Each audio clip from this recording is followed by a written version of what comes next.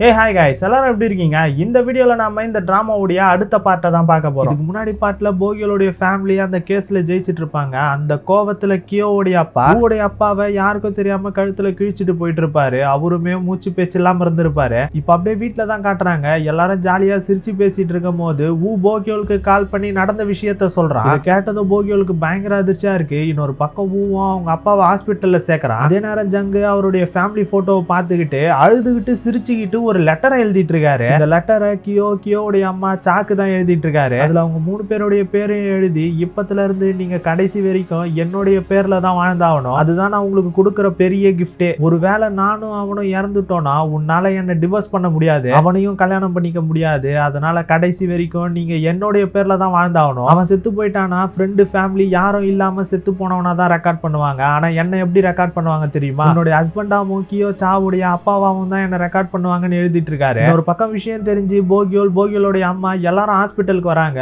போகியோலுடைய அம்மா ஒரு மாதிரி மயங்கர மாதிரி ஆயிடுறாங்க. அதே நேரம் ஊடைய அப்பாக்கு உள்ள ஆபரேஷன் நடந்துட்டு இருக்கு. இன்னொரு பக்கம் போலீஸ் ஜங்கோடைய வீட்டுக்கு வராங்க. வந்து பார்த்தா அவர் எக்கச்சக்கமான மாத்திரைகளை போட்டுட்டு இறந்து போயிட்டு இருக்காரு. இப்படியே இதெல்லாம் நடந்துட்டு இருக்க கொஞ்ச நேரம் கழிச்சு ஹீரோயின் ஊனுடைய ஒய்ஃப் எல்லாம் பேசிட்டு இருக்காங்க. அப்ப ஹீரோயின் ஊன் கிட்ட இதுக்கு வேற வழியே கிடையாதா, அவங்க எல்லாரும் அந்த ஆளுடைய பேர்ல தான் வாழ்ந்தாகணுமான்னு கேட்டுட்டு இருக்கா. ஊனும் வேற வழியே கிடையாது, போகியோலுடைய அப்பா இறந்துட்டாருன்னா அவரை ஃப்ரெண்ட்ஸ் ஃபேமிலி யாரும் இல்லாதவரா தான் ரெக்கார்ட் பண்ணுவாங்கன்னு சொல்லிட்டு இருக்கான். அவனுடைய ஒய்ஃபும் இதெல்லாம் என்னலாம், இதெல்லாம் சுத்தமா நல்லதுக்கே கிடையாதுன்னு சொல்லிட்டு இருக்கா. ஹீரோயின் உடனே போகியோலுடைய அப்பா உயிரோட தானே இருக்காரு, அவர் எழுந்து வந்தா மட்டும் போதும்னு சொல்றா உன்னுடைய ஒய்ஃபும். ஆமா, அதுக்கப்புறம் அவருடைய உண்மையான நேம் எடுத்துட்டு வந்துடலாம், அதுக்கப்புறம் கியோவுடைய அம்மாவை கல்யாணம் பண்ணிக்கிட்டு கியோவையும் சாவையும் தத்தெடுத்துப்பாருன்னு சொல்லிட்டு இருக்கா. இவ இப்படி சொல்லிக்கிட்டு இருக்க ஹீரோயினுக்கு கொஞ்சம் நம்பிக்கை வருது. ஒரு பக்கம் போகியோல கூப்பிட்டு ஜங்கோடைய பாடியை கன்ஃபார்ம் பண்றாங்க. அப்ப ஜங்க எழுதுனா அந்த லெட்டரை போகியோல் கிட்ட கொடுக்க அவனும் அதை படிச்சு பாக்குறான். அதை படிச்சு பார்த்தா அவன் அந்த பேப்பரை கசக்கிட்டு பயங்கரமா கண்காலங்க அழுகுறான். போகியோலுடைய அப்பாக்கு ஆபரேஷன் முடியுது. போகியோல் போய் அவங்க அப்பாவை பாக்குறான். அப்பா, எனக்குன்னு இருக்கிற ஒரே ஒரு அப்பா நீங்க தான், அதனால தயவு செஞ்சு எழுந்துக்கோங்கப்பான்னு கேட்டுட்டு இருக்கான். அதுக்கப்புறம் ஹீரோயினும் அவர்கிட்ட போயிட்டு கியோவை பொறுத்த வரைக்கும் அப்பான்ற ஒரு வார்த்தை ஒரு கெட்ட கனவா தான் இருந்துச்சு, ஆனா அதை மாத்தி அதுக்கு ஒரு அர்த்தத்தை கொடுத்தது நீங்க, அதனால நம்பிக்கையை விட்டுறாம எழுந்துருங்க, உங்களுடைய இடத்த அந்த ஜங்குக்கு விட்டு கொடுத்துறாதீங்க, புரியுதான்னு சொல்லி பேசிட்டு இருக்கா. அதுக்கப்புறம் அவங்க அப்பா கிட்ட பேசுறதுக்காக வரான். ஆனா அவனால பேச முடியல. அப்பான்னு தான் கூப்பிட்டுட்டே கண்கலங்கிட்டு இருக்கான். இப்ப அப்படியே ஒரு பிளாஷ்பேக்கா காட்டுறாங்க. அதுல ஊடைய அப்பா அம்மா 2 பேருமே கல்யாணம் ஆன மாதிரி போட்டோ எடுக்கிறதுக்காக வந்திருப்பாங்க. ஏன்னா ஊக்கு அந்த டைம்ல எல்லாமே மறந்து போயிருக்கும்ல, அவனை நம்ப வைக்கிறதுக்காக தான் இந்த போட்டோ எடுக்க வந்திருப்பாங்க. அப்போ ஊடைய அம்மா அவர்கிட்ட இதை செய்ய சொன்னதுக்காக என்ன மன்னிச்சிருங்கன்னு சொல்ல, அவரும் அந்த உங்களுக்கு நன்றி சொல்லணும், நான் ஒரு அனாதையா இருந்தேன், என்னுடைய வாழ்க்கையில மொத்தமா தனியா தான் வாழ்ந்துட்டு இருந்தேன், ஆனா எனக்கு இப்ப நீங்க ஒரு ஃபேமிலியை கொடுத்துருக்கீங்க, நான் தான் கடமைப்பட்டிருக்கேன்னு சொல்லிட்டு இருக்காரு. 2 பேரும் போட்டோ எடுத்து முடிச்சதுக்கு அப்புறமா ஊடைய அப்பா வெட்டிங் ரிங் வாங்கிட்டு வராரு. ஏன்னா ஊக்கு சந்தேகம் வந்துடக்கூடாதுல, அதனாலதான் வாங்கிட்டு வராரு. அப்போ ஊடைய அம்மா, என்னோட வாழ்க்கையில அந்த ஆளை விட்டு வர்றது தான் எனக்கு ஒரு பெரிய ஆசையா இருந்துச்சு, எல்லாரும் சொல்லுவாங்க மனசார ஒரு விஷயத்து மேல ஆசைப்பட்டா அது நடக்கும்னு, ஆனா என்னுடைய வாழ்க்கையில எதிர்பாராத விதத்துல இப்படி நடந்திருக்கு, இதுக்கப்புறம் நீங்க எப்பவும் என் கூட இருக்கணும், அதுதான் என்னுடைய புது ஆசை, என்னானாலும் சரி கடைசி வரைக்கும் நம்ம சேர்ந்தே இருக்கலாம்னு சொல்லியிருப்பாங்க. அவரும் சரின்னு தலையாட்டிட்டு இருந்திருப்பாரு. இப்ப அம்மா இந்த விஷயத்தெல்லாம் அவர்கிட்ட சொல்லி,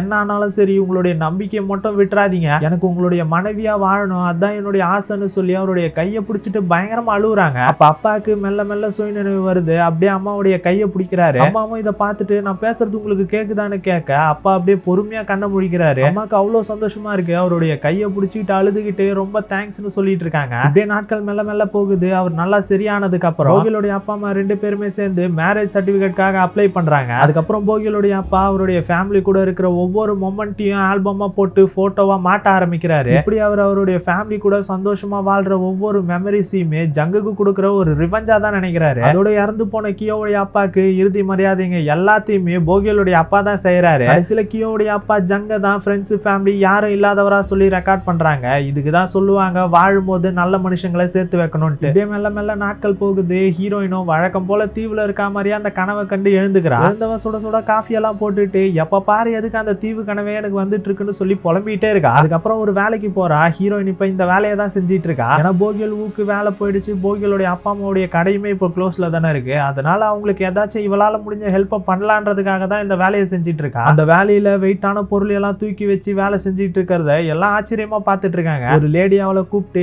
எப்படி இவ்வளவு வெயிட் எல்லாம் தூக்கி வேலை செய்யறேன்னு கேட்க, அவள் நான் பெரிய பெரிய மரத்தெல்லாம் அறுத்து வீடே கட்டினவ, எனக்கு இதெல்லாம் ஒன்றும் பெரிய விஷயம் இல்லை, பரவாயில்ல நீ இப்படியே வேகமா வேலை செஞ்சா நிறைய காசு சம்பாதிக்கலாம், அப்படியா சொல்றீங்க, அப்படின்னா நான் இன்னும் வேகமா வேலை செய்ய போறேன்னு சொல்றா. அவங்களும் வேகமா இவ்வளவு காசு சம்பாரிச்சு என்ன பண்ண போறேன்னு கேக்குறாங்க. அப்பதான் ஹீரோயின் போகியோடைய ஃபேமிலி சிச்சுவேஷன் எல்லாத்தையும் சொல்லி நான் பாத்துக்க வேண்டிய 4 பேர் எனக்காக இருக்காங்கன்னு சொல்லிட்டு இருக்கா. ஒரு பக்கம் ஊக்கு அவன் வேலை செஞ்சுட்டு இருந்தான்ல, அதே இடத்துல அவனுடைய பாஸ் அவனுக்கு வேலை கொடுத்துறாரு. அவனுக்கு ரொம்ப சந்தோஷமாயிடுது. பாஸை கட்டி பிடிச்சிக்கிறான். பாஸும் கட்டி பிடிக்கிறதெல்லாம் விட்டு தள்ளு, நீ போனதுக்கு அப்புறம் விட்டு போன வேலைங்க நிறைய இருக்கு, அதெல்லாம் நீ செய்யணும்னு சொல்றாரு. ஊவும் என்ன சொல்றீங்க, நான் என்னுடைய பழைய பேருக்கு மாத்திட்டேன், இப்ப நான் புதுசா அந்த பேருக்கு ஐடி கார்டு அப்ளை பண்ணலாம்னு சொல்லிட்டு இருக்கான். பாஸும் அவனுக்காக ஆல்ரெடி அந்த ஐடி கார்டை ரெடி பண்ணி வச்சிட்டு இருக்காரு அவனுடைய உண்மையான பேர்லயே. அந்த ஐடி கார்டை வாங்கி அதுல அவனுடைய உண்மையான பேரு சாவை பார்த்ததும் சந்தோஷப்படுறான். பாஸும் இந்த புது பேர் சாவை வேற நான் பழகிக்கணுமா, சரி பழகிறேன் அப்படின்னு சொல்லிட்டு போயிடுறாரு. அதே நேரம் போகியோலுக்கும் அவனுடைய கம்பெனில வேலை கிடைச்சிடுது. அவனுடைய டீம் மேனேஜர் கியோன்னு அவனுடைய பழைய பேர் போட்ட ஐடி கார்டை கொடுக்குறாங்க. கியோக்கு அதை பார்த்ததும் சந்தோஷமா இருக்கு. அவனுடைய ஃப்ரெண்டும் இவன் திரும்ப வேலைக்கு வந்துட்டதால சந்தோஷமா அவனை கட்டி பிடிச்சிக்கிறான். அதோட அப்பா அம்மா 2 பேருமே அவங்களுடைய உண்மையான பேருக்கு மாறிட்டாங்க. அதனால அவங்க மறுபடியும் சலூன் ஆரம்பிக்கணும்னா எக்ஸாம் எழுதி ஆகணும். அதனால 2 பேருமே எக்ஸாம்காக ப்ரிப்பேர் பண்ணிட்டு இருக்காங்க. அப்போ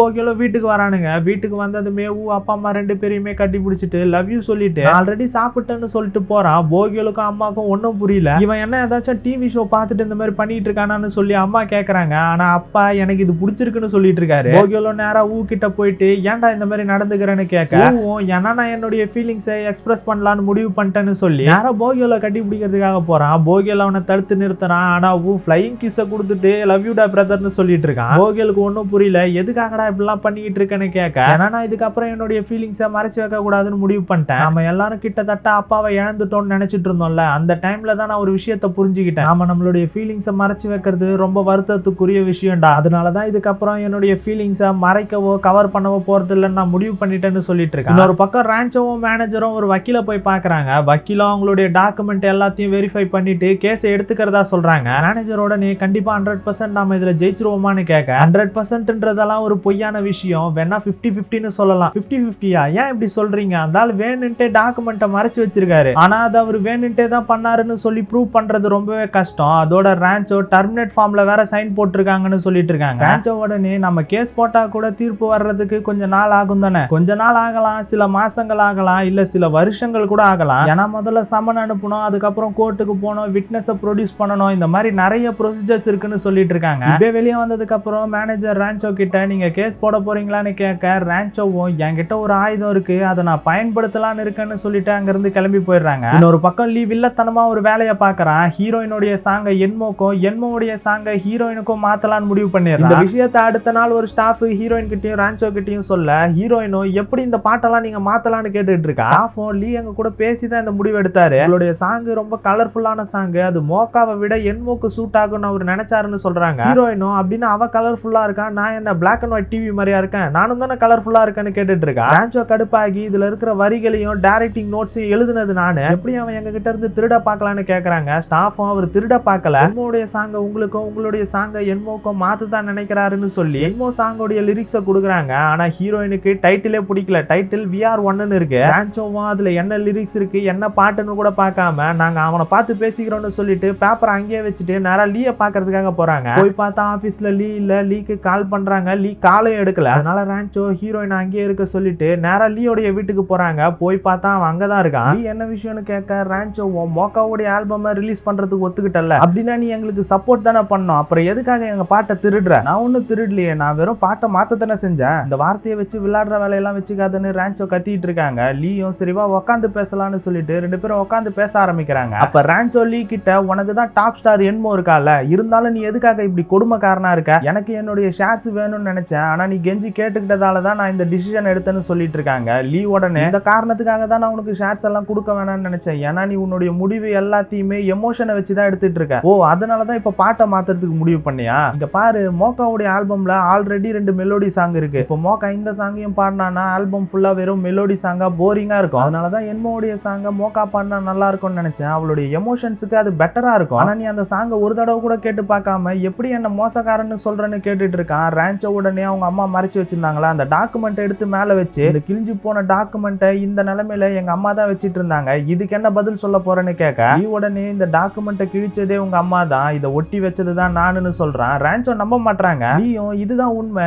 ஏன்னா உங்க அம்மா ஒரு ஏஜென்சியோடைய பிரசிடென்ட்டா நீ இருக்கிறத விரும்பல, நீ கடைசி வரைக்கும் ஒரு சிங்கரா இருக்கணும்னு நினைச்சாங்க, ஆனா நான் அதை எனக்கு சாதகமா யூஸ் பண்ணிட்டு நான் பிரசிடென்ட் ஆயிட்டேன், ஒரு ஏஜென்சியோடைய பிரசிடென்ட்டா பாட்டை மாத்த நினைச்சது நானு, ஒருவேளை மோக்காவுடைய இந்த புது பாட்டு டாப் லிஸ்ட்ல வராம போயிடுச்சுன்னா ஆயிடுச்சுன்னா நான் ஒரு பிரசிடென்ட்டா இருக்கிறதுக்கு தகுதியே இல்லாதவன், என்னுடைய முடிவு தப்பாயிடுச்சுன்னா நான் என்னுடைய பொசிஷனையும் ஷேர்ஸையும் விட்டு கொடுத்துறேன்னு சொல்றான். ரான்சோவும் இவன் சீரியஸா தான் பேசிட்டு இருக்கானான்ற மாதிரி பார்த்துட்டு இருக்காங்க. ஒரு பக்கம் ஹீரோயின் ஆபீஸ்ல வெயிட் பண்ணிட்டு இருக்க என்மோக்கும் பாட்டு மாத்தின விஷயம் தெரிஞ்சு செம கடுப்புல லீயை தேடிட்டு வரா. அந்தவ ஹீரோயினை பார்த்துட்டு லீ எங்கன்னு கேட்க, நானும் அதை தான் உங்ககிட்ட கேட்கணும், ஏன்னா அவர் எங்க இருக்காருன்றது உனக்கு தானே தெரியும், நீ தானே ரொம்ப க்ளோஸா, இங்க பாரு 15 வருஷமா உன்னுடைய சப்ஸ்டியூட்ன்ற வார்த்தையை கேட்டு கேட்டு நான் அழுத்து போயிட்டேன், அதுல இருந்து கடைசியா இப்பதான் கொஞ்ச நாளா ஃப்ரீயா இருந்தேன், மறுபடியும் பாட்டை மாத்திட்டு உன்னுடைய சைட் கிக்கானா இருக்கணுமா? தோ பாடுறா, நீ இந்த அளவுக்கு இன்செக்யூரா இருந்தியானா இது ரொம்ப பெரிய வியாதி தான். எது அவர் நீ தூக்கி போட்ட பாட்டை எனக்கு கொடுப்பாரு, நான் அமைதியா இருக்கணும்னு நீ எதிர்பார்ப்பியா? நான் மட்டும் நீ தூக்கி போட்ட பாட்டை எடுத்து பாடணுமா? நான் ஒன்னும் அந்த பாட்டெல்லாம் தூக்கி போடல, நானும் தான் இந்த சாங்கை தூக்கி போடல, லீ தான் என்னமோ இந்த சாங் கலர்ஃபுல்லா இருக்கும், இது உனக்கு செட் ஆகும்னு சொன்னாரு, அப்ப நான் காஞ்சி போய் கருவடு மாதிரியா இருக்கேன்? அவர் என்னுடைய சாங்கும் கிராண்டா இருக்கு, இந்த சாங் உனக்கு செட் ஆகும்னு சொன்னாரு, அப்ப நான் என்ன நார்மலான சாங்க பாடிட்டு இருக்கணுமா? ஒரு நிமிஷம் இரு, அப்படின்னா அவர் தான் பிரச்சனை, அந்த ஆள் நம்ம ரெண்டு பேரையும் தூண்டி விட்டுருக்கான், அதே தான் சொல்றேன், அவர் எப்பவுமே இதை தான் பண்ணிட்டு இருப்பாருன்னு சொல்லி ரெண்டு பேரும் ஒன்னா சேர்ந்து லீக்கு எதிராக பேசிட்டு இருக்காங்க. கொஞ்ச நேரத்துல ரெண்டு பேரும் என்ன நம்ம ஒன்னா சேர்ந்து ஒத்துமையா பேசுற மாதிரி இருக்குன்னு சொல்லி ரியலைஸ் பண்ணிட்டு